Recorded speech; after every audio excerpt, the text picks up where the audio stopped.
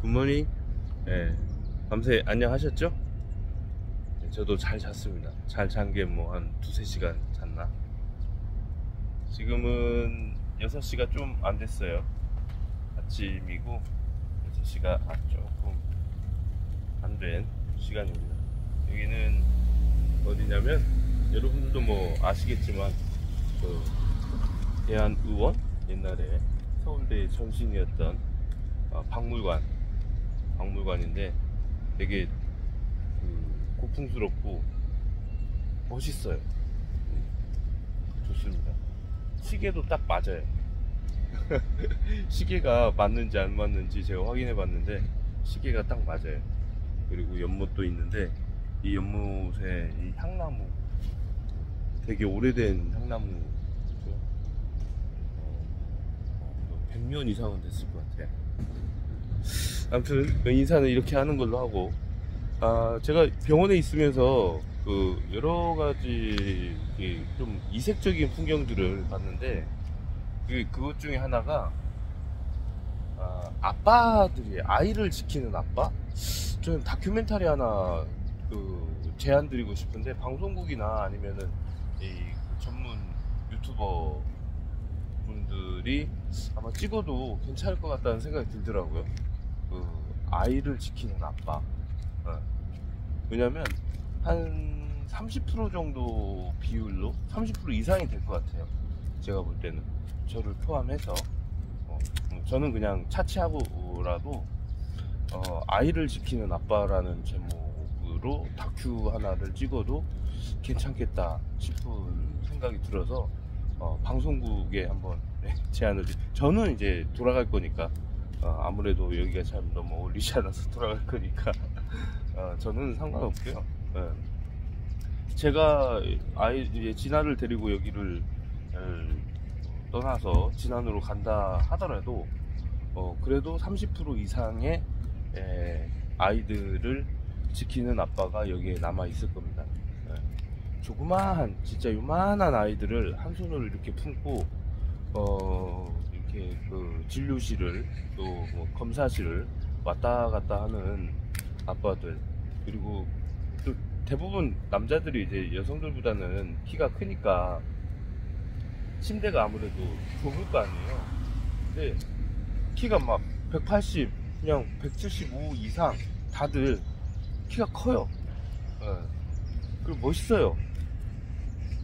제 눈에 그렇게 뭐 아이를 지키는 아빠로 이렇게 보니까 더 사람이 커 보이고 멋있어 보이는지 수도 있다 손 치더라도, 제가 볼 때는 객관적으로 봐도 멋있어요, 사람들이. 그리고 예의 바르고 굉장히 이렇게 뭐 느껴지는 그 에너지가 굉장히 엄청 좋아요. 아이들을 24시간 케어하는 거죠. 24시간. 그리고 그분들 옛날 같으면 이런 모습을 보기가 힘들었겠죠. 옛날 같았으면은 주로 병간호는 엄마들이, 또는 이제 물론 저기 일반 병동에 가도 마찬가지일 텐데, 딸들이 딸들이 아빠를 이렇게 병간호하는 그런 건 흔한 모습이었을 텐데, 요즘은 좀 많이 달라진 것 같아요. 아빠들이 아이를 이렇게 안고 또 휠체어를 끌고 이렇게 병원 침대 밑에서 이렇게 쪽잠을 자고 하는 모습들을 뭐 10년 전에는 아주 보기 드물었을 거예요. 1% 상위 1%, 수능 1% 아니고, 수능 1% 뭐 이제 학력고사 1% 이런 거 아니고, 병원에서 아이를 지키는 아빠의 모습을 찾아보기란 아마도 좀 보기 드문 광경이었을 텐데, 지금은 흔해요. 정말 흔하게 볼 수 있어요.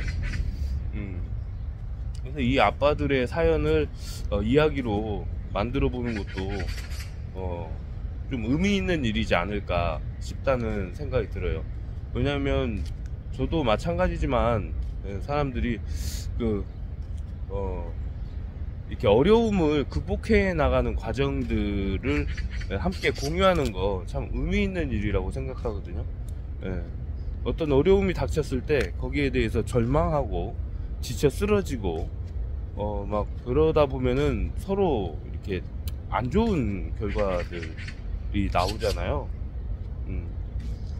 그 사람들한테는 어느 순간 힘겨운 시간이 다가올 때가 있고, 그 힘겨운 시간에 누군가와 함께 그것을 극복하는 사람들이 있는가 하면은 거기에서 지쳐 쓰러져 가지고 절망에 늪에서 빠져나오지 못하는 사람들도 있잖아요. 그래서 저는 되도록이면 그 전자, 그러니까 어떤 시련이 닥쳐왔을 때 서로 어떤 그 믿음과 신뢰, 그리고 사랑, 그걸 통해서 그 시련을 극복해 나가는 과정들을 서로가 공유하는 건 살아가는데 상당히 큰 의미가 있지 않을까라고 하는 생각을 해봐요. 저는 뭐 5시부터 나와가지고 좀 걸었어요. 이렇게 걷는 게 저한테는 힐링하는 시간이거든요. 그리고 혼자만의 시간, 뭐 그런 것들도 모든 사람들한테 공통적으로 저는 필요하다고 생각을 해서 아이가 자고 있을 때 좀 걷고 생각도 좀 하고, 그리고 또 돌아가서 7시 되면 지나 또 그거 엑스레이도 찍어야 되고 피 검사도 해야 되고 그렇습니다. 아이가 아프다는 건 부모로서 정말 그 커다란 어마어마한 시련이죠. 이건 정말 어떻게 말할 수가 없어요. 중환자실, 그 다음에 수술실 옆에 중환자실이 있고, 수술실 또 왼쪽 옆으로는 당일 수술실이라고 급하게 수술이 필요한 아이들을 수술하는 수술장이 따로 있어요. 그러니까 응급을 요구하는 수술은 수술실의 왼쪽, 그 다음에 그 사이에 또 하나 있군요. 그 회복실이 있고, 회복실은 이제 수술을 하고 중환자실로 들어가지 않아도 되는, 그러니까 바로 회복이 가능한, 그러니까 한 3, 4일 이내에 퇴원하는 아이들이 잠시 머무는 공간이죠. 그리고 그 수술장 바로 오른쪽으로는 좀 큰 수술을 한 아이들을 지키는 곳이 있어요. 그리고 그 중간에 보호자 대기실이 있습니다. 저는 이제 아침마다 보호자 대기실을 지나쳐요. 거기에 보면은 그때도 말씀드렸지만 의자 3개, 그러니까 작은 의자 3개 분량 공간 붙여서 이렇게 거기에서 이제 그리고 팔걸이가 없는 건 3개가 이제 단위예요. 그렇게 돼 있는데, 거기에서 그 쪽잠을 자고 계시는 분들이 보통 매일마다 하루에 한 4분 정도 있습니다. 저도 거기에 있었죠. 한 열흘 전쯤에 저도 거기에 있었는데, 그 쪽잠을 주무시는 분들이 매일마다 있어요. 근데 항상 같은 분이 계시는 건 아니고 하루 이틀 정도 거기에 계시는 거죠. 근데 보면 거기에는 한 4분 중에 한 3분은 아빠입니다. 4분 중에 3분이 아빠였다가 4분 중에 2분이 아빠였다가, 근데 매일 달라져요. 하루 이틀 상간에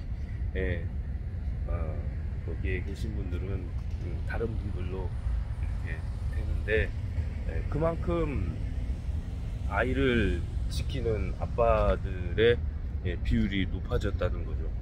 그건 이제 자세히는 인터뷰를 해야 되겠지만, 인터뷰를 해보면 알겠지만, 제가 할 수 있는 능력은 넘어서는 거고요.